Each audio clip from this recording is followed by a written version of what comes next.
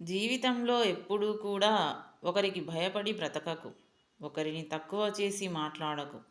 నిన్ను తక్కువ చేసి మాట్లాడే వారి దగ్గర వేచి ఉండకు. మరణాన్ని అయినా ఎదిరించి నిలబడు.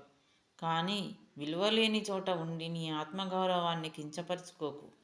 ఉన్నది ఒకటే జీవితం. నీకు విలువ ఇవ్వని వారి దగ్గర ఉండి మిగతా జీవితం వృధా చేసుకోకు. నిన్న ఉన్న సంతోషం రేపటికి ఉంటుందో లేదో తెలియదు.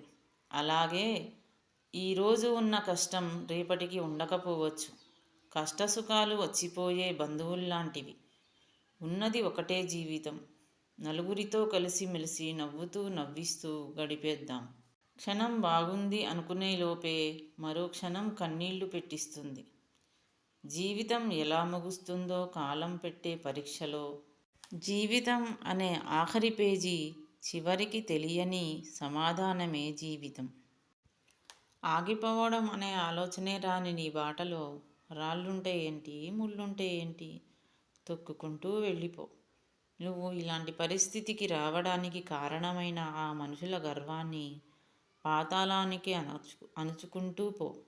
దూరంగా ఉన్నవారిని దగ్గర చేసే శక్తి, దగ్గరగా ఉన్నవారిని దూరం చేసే శక్తి ఒక నోటి మాటకే ఉంది.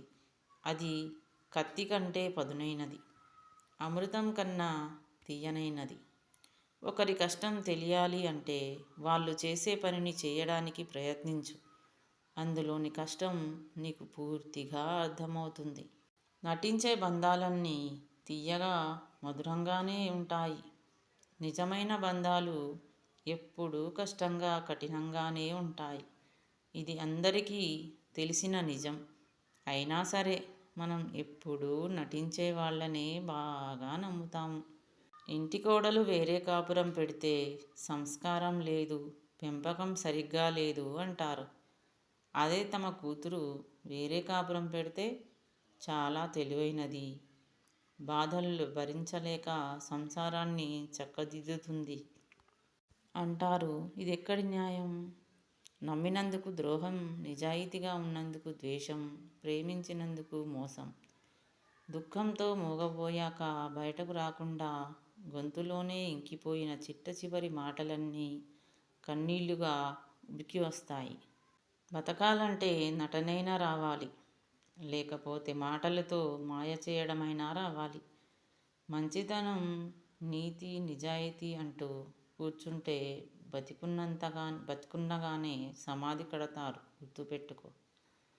ఓసారి కిందపడి చూడు, నిన్నెత్తడానికి ఒక్క చెయ్యి కూడా ముందుకు రాదు. ఓసారి పైకి ఎగిరి చూడు, లాగి దించేయడానికి 100 చేతులు ముందుకు వస్తాయి. మరీ అంత నిజాయితీగా ఉండడం కూడా మంచిది కాదేమో.